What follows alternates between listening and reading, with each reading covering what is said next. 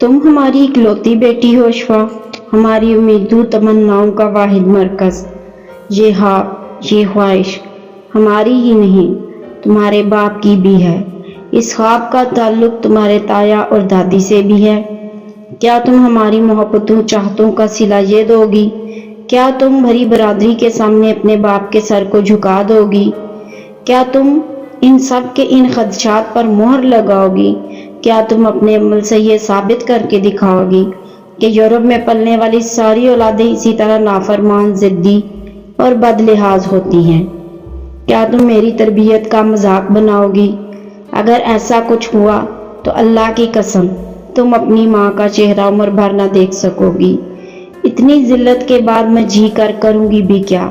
लोग थूकेंगे मुझ पर कि ये तरबियत की है मैंने अपनी इकलौती औलाद की। मुझसे एक बच्ची की परवरिश भी ना हो सकी। अतिया की आंखें मुसलसल बह रही थी, उसकी आवाज रंध चुकी थी, शायद मजीद बोलने की उनमें सकत नहीं रही थी। उसी पल दरवाजा खुला और पापा धीमे कदमों से चलते हुए अंदर आए। उनके पीछे ताया अब्बू और दो और भी बुजुर्ग आदमी थे। अशफा को लगा कि फांसी का फंदा उसकी गर्दन के करीब कसा जा रहा है। उसे सूली पर चढ़ाने के लिए लोग आ चुके थे। उसके अंदर नफरतों का तूफान उठ रहा था। ये ड्रामा बहुत खुश उसलूबी से खेला गया। उसे बेवकूफ बनाकर सब ही हंसी खुशी इधर उधर घूम रहे थे। उसने बाप के चेहरे की तरफ देखना चाहा तो आंसू की धुंध ने हर मंजर धुंधला दिया। उसका जी चाह रहा था कि वो भी उठे और चीख चीख कर सबको बताए कि इन लोगों ने इसके साथ धोखा किया है, ये शादी सरासर फ्रॉड है। वो सोच भी नहीं सकती थी कि इसके सगे माँ बाप उसके साथ ऐसा करेंगे। पहले उसे इन लोगों की चाहतों और झूठी मोहब्बतों का बहलावा देकर पाकिस्तान लाए और फिर जबरदस्ती अपने पेंडू उजड़ भतीजे के साथ अपनी इतनी लायक और काबिल बेटी का निकाह कर दिया। मामा की तरह पापा ने भी जज्बाती ब्लैकमेलिंग का सहारा लेकर उसकी जुबान पर जबरदस्ती ताला लगाना चाहा। ये सब कुछ इतना अचानक हुआ था कि अशफा की तमाम सोचने समझने की सलाहियतें मफलूज होकर रह गई थी। हत्ता कि उसे तो अपने साथ होने वाले जुल्म के खिलाफ आंसू बहाना भी याद नहीं रहा था। वो टुकर टुकर उनकी सूरतें देखती रही। एहतजाज और बगावत के मुतल्लिक ज़हन नशीन तमाम बातें उसका मुंह चढ़ाती रहीं। अगर मैं अमेरिका में होती तब भी ये लोग मेरे साथ ऐसा करते? उसने हैरत और बेयकीनी से खुद से सवाल किया। अभी तो मुझे यहाँ आए 2 दिन भी नहीं हुए और मामा ने कितनी चालाकी से तमाम ड्रामा रचा लिया है। अब कितनी खुश और मुतमईन लग रही हैं। दुनिया की सारी माएँ क्या ऐसी होती हैं, जालिम और रूठ? उसने अजियत से लब कुचले और निचले होंठ से खून की बूंद टपक पड़ी। क्या मैं अपनी सारी जिंदगी इस पुराने तर्ज के बने खंडर मकान में रोते तड़पते गुजार दूंगी? अशफा का दिल एक पल के लिए अथाह गहराई में डूब गया तो वो बेसाख्ता नफी में सर हिलाने लगी। नहीं, कभी नहीं। एक खेल इन लोगों ने मेरे साथ खेला है और एक खेल मैं इन लोगों के साथ खेलूंगी। उसने तनफ्फुर से सर हिलाया। रंज की बिसात तो इन लोगों ने बिछाई है, मोहरे भी अपनी मर्जी से रख लिए। अब गेम के इख्तिताम का इंतजार करें। हार जीत का फैसला तो अभी होना बाकी है। वो सुर्ख आंखें लिए बड़ी बेखौफी के आलम में सोच रही थी। मैं अब तमाम उम्र इन जाहिलों के साथ रहूं जो BA और MA की डिग्रियां लेकर आलम फाजिल बनकर बैठ गए हैं। अशफा ने गुस्से से अपने बाल नोचे। मामा, मेरा मेयार क्या इतना घटिया था जो आपने मेरे साथ इतना बड़ा जुल्म किया है?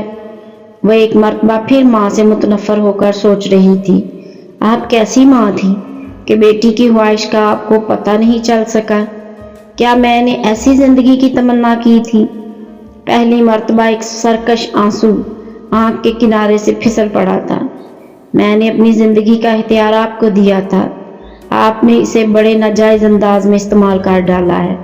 क्या मैंने ऐसे आदमी से शादी करने का इरादा जाहिर किया था जो दिन भर जमीनों पर ट्रैक्टर चलाए? मेरा आइडियल ये है क्या? एक अनथक मेहनत करने वाला किसान اس کا پورا وجود زہر زہر ہو رہا تھا۔ میں ایسے آدمی کے ساتھ زندگی گزاروں جو اچھے مستقبل کا لالچ لیے روشنیوں کی دنیا میں جانے کا خواہشمند ہو۔ اس کے سامنے مرینا کی ویران آنکھیں اور بے رنگ زندگی کے مناظر لہرائے۔ ان لوگوں کے جو خواب ہیں وہ تو میں کبھی پورے نہیں ہونے دوں گی، اشفا نے ایک عزم سے سوچا۔ ابھی تو پاپا نے ماما کی بیماری کا ڈراوا دے کر زبردستی کار لی ہے، پر آئندہ زندگی میں کسی کو اپنے اوپر اختیار نہیں دوں گی۔ اور وہ دبوسا مرتضیٰ، بھلا اس کی کیا جرت ہے کہ میں اس کے ہاتھ توڑ دوں گی اگر اس نے مجھے چھوا۔ اسے پاکستان آئے بھی 42 گھنٹے بھی نہیں ہوئے تھے، اور تمام عرصے میں اس نے صرف ایک مرتبہ گاؤں کی کچی پکی سڑک پر سینے سے شرابور میر مرتضیٰ کو دیکھا تھا، اور اس وقت وہ اسی مرتضیٰ کے متعلق اندازے لگائے بڑے بڑے پلان سوچ رہی تھی، اس بات سے بے خبر کہ وہ کوئی لکی جیسا کمزور اور ڈرپوک بندہ نہیں، اور نہ ہی یاسر جیسا بزدل ہے جو اشفا کی گالیوں کے جواب میں بھی من کرتا رہے گا۔ وہ لکی نہیں تھا جو سہاروں کی تلاش میں نیو یارک کی سڑکوں پر مارا مارا پھرتا تھا۔ وہ یاسر بھی نہیں تھا جو گرین کارڈ کے لالچ میں ایک لڑکی نہیں بلکہ کئی لڑکیوں کے جذبات و احساسات سے کھیلتا رہا تھا۔ وہ تو محمد میر مرتضیٰ حیدر تھا جس کے قدموں کی دھمک سے زمین لرز اٹھتی تھی۔ وہ اپنے بابا میر حیات حیدر کا ولی عہد اور قریب قریب کے تمام گوٹھوں کے بسنے والوں کے دلوں پر راج کرنے والا میر مرتضیٰ تھا۔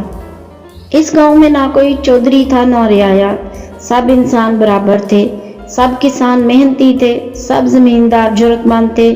میر مرتضیٰ میں اور اس کے مزار دین محمد میں کوئی فرق نہیں تھا۔ یہ فرق میر نے اس بھادو کی سہانی شام کو منا ڈالا جب اس کے بابا نے اس کے سر پر اپنی دستار رکھ دی تھی۔ اسے اس دستار کا بھرم رکھنا تھا۔ اس نے پشت بابشت سے قائم بہت ہی پرانی فرسودہ روایات کو توڑ ڈالا۔ اس نے گاؤں میں اسکول کی بنیاد رکھی۔ اس نے نہری پانی کو انصاف کے ساتھ زمینداروں اور مزاروں کے مختصر رقبوں میں دنوں کے حساب سے تقسیم کر کے اس بے انصافی کو مٹایا۔ اس نے چھوٹے زمینداروں کو اپنے بل بوتے پر ٹیوب ویل لگوا دیے۔ یہ وہ میر مرتضیٰ تھا جب زمینوں کے دورے پر کبھی دوسرے گوٹھ جاتا تو لوگ اس کا استقبال اتنا شاندار کرتے گویا وہ کسی ریاست کا شہنشاہ ہے، اور مائی میرا تو کہتی تھی کہ میر واقعی ہماری ریاست کا شہنشاہ ہے۔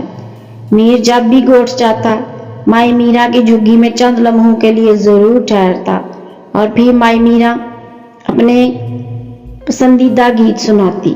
اگرچہ وہ بوڑھی ہو چکی تھی مگر اس کی آواز میں جوانی جیسی تازگی اور رس تھا۔ اتنی رسیلی آواز شاید ہی کسی کی ہو۔